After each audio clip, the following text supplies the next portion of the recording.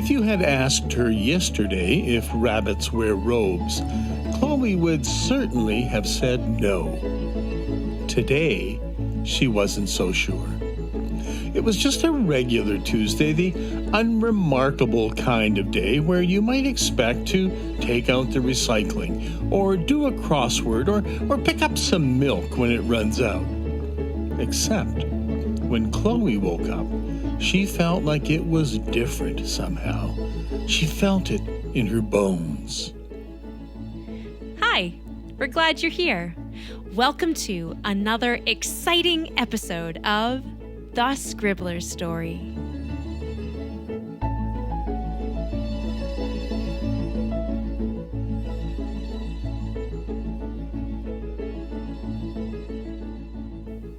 Okay, Mom, I'm heading to the clubhouse. I'll see you later.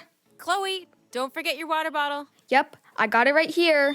What about your hat? It's important to keep the sun off that head of yours. It was a hat with ears that made her look like a panda bear. Pandas were Chloe's favorite animal, but hats were her least favorite article of clothing. Whoops, I forgot. That's okay. I just care about that noggin of yours. And hey, come here. Let me put some sunscreen on your ears and nose. Fine, but we're just going to the clubhouse. You are just going to be prepared, little missy. It's a heat wave, the highest temperatures in 3 decades. 3 decades equals 30 years? Holy cow, that's an eternity! It certainly feels like it. All right, well, tell Jasper and Mitchell I say hello. Okay. And hey, do you want to bring a sweater? You just said it's a heat wave. But you never know. Weather can be unpredictable, after all.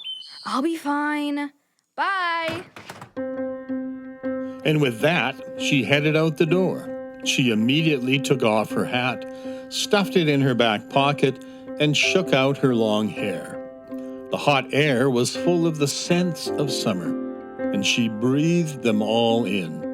The lavender in the garden, the woody vanilla smell drifting over from the ponderosa pines that were dotted around the surrounding hills, and the occasional gust of salty air from the ocean way down the hill.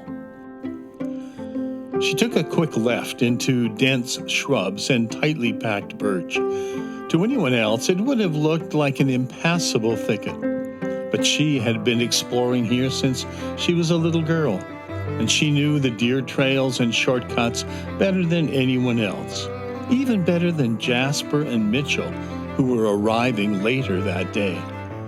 She couldn't wait to see them again. She knew they would come to the clubhouse first before anything else, but she wanted to have a bit of alone time before they arrived. Every summer, Chloe and her family visit the island. This year, it seemed hotter than usual, and yet, somehow, the water level was higher, and the trees were exploding with new growth, and even the flower blossoms seemed rounder and brighter than usual. So she ran through the trees, letting stray branches tug at her t-shirt and the occasional leaf get trapped in her hair. She loved the wind and the woods. It was wild, yet familiar. And yet, she couldn't shake the feeling that this year was different. As Chloe climbed the rope ladder up into the clubhouse, she wondered if the twins had arrived yet. Last year, Jasper and Mitchell Thompson had moved from Los Angeles and knew pretty much nothing about Canada. They were twins and always competing with each other. They were silly, and sometimes they argued, but she soon grew to love their quirky enthusiasm, and they became fast friends. She remembered how, initially, she felt like no one else should know about this special place. She was the queen of the clubhouse, and it was her domain. Once she felt confident that they could be trusted, though, she invited them to the clubhouse, and they had been adventuring together ever since. The sun rose just to the point where it could pass through the branches surrounding the clubhouse, and a sunbeam streamed in through the window, and she felt the warmth on her shoulder. She turned to look in that direction, feeling the warmth on her cheeks as it cascaded through the treetops at a morning angle. Diffused in her eyelashes, the light spun this way and that.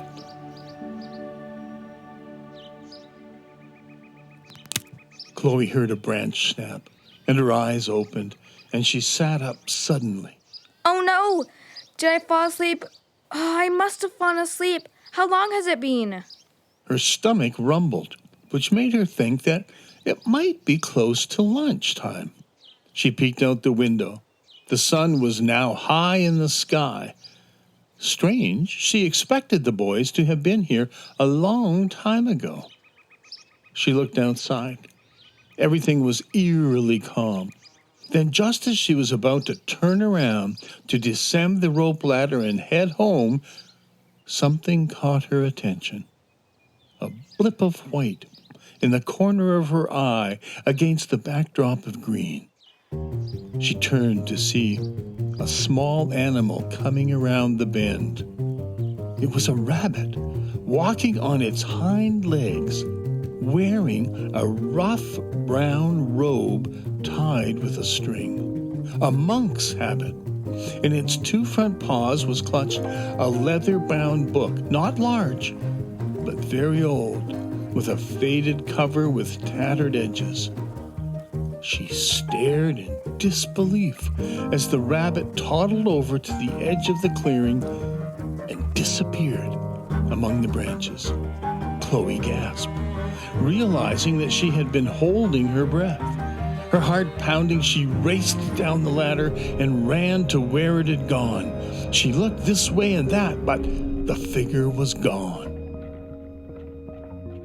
I have to find the boys and tell them. They're never going to believe this.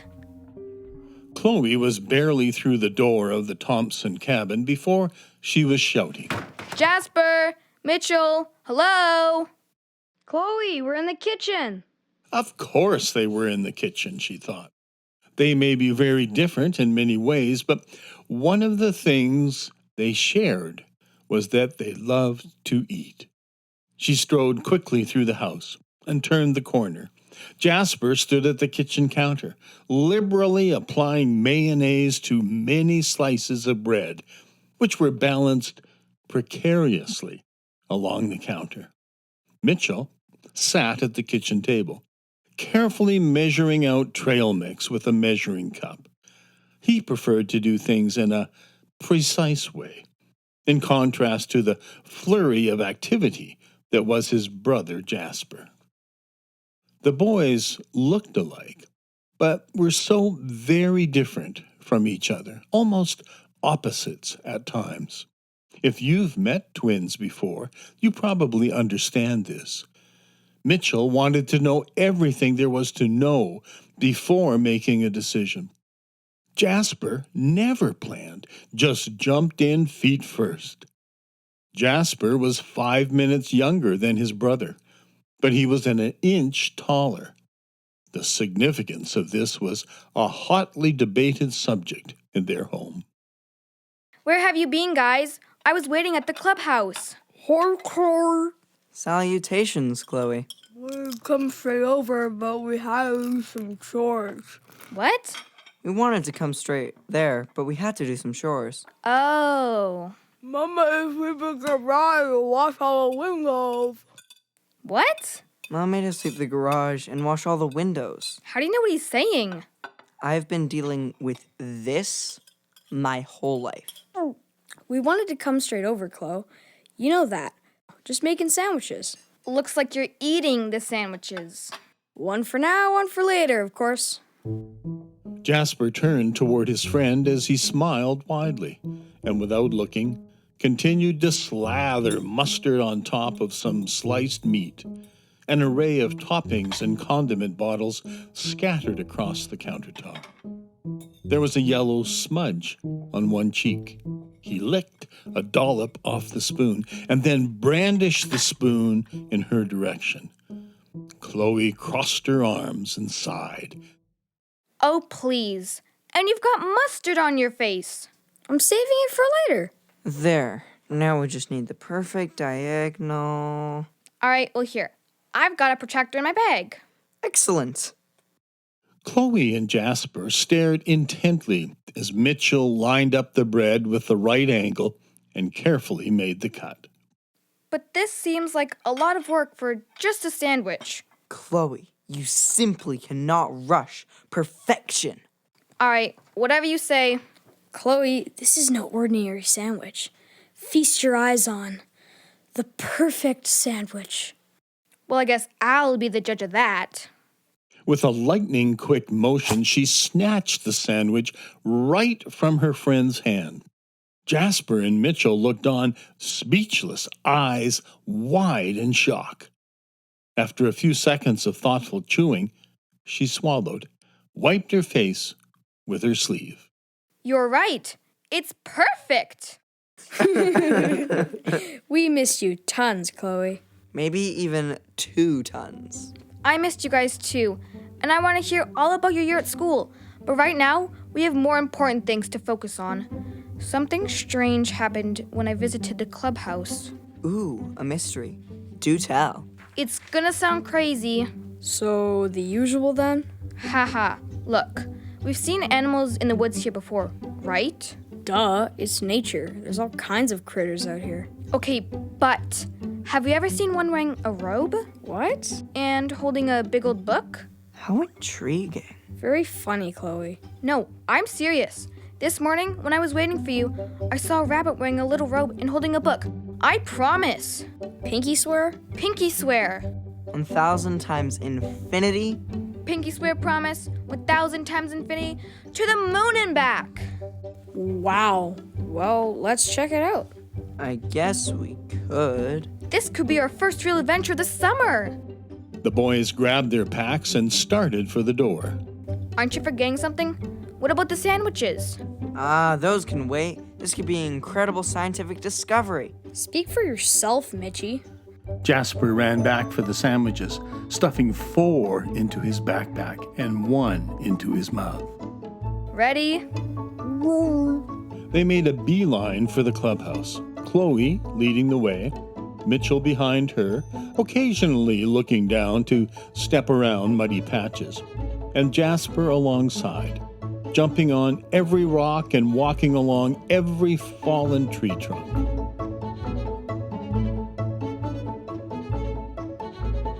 Well, that's it for this week.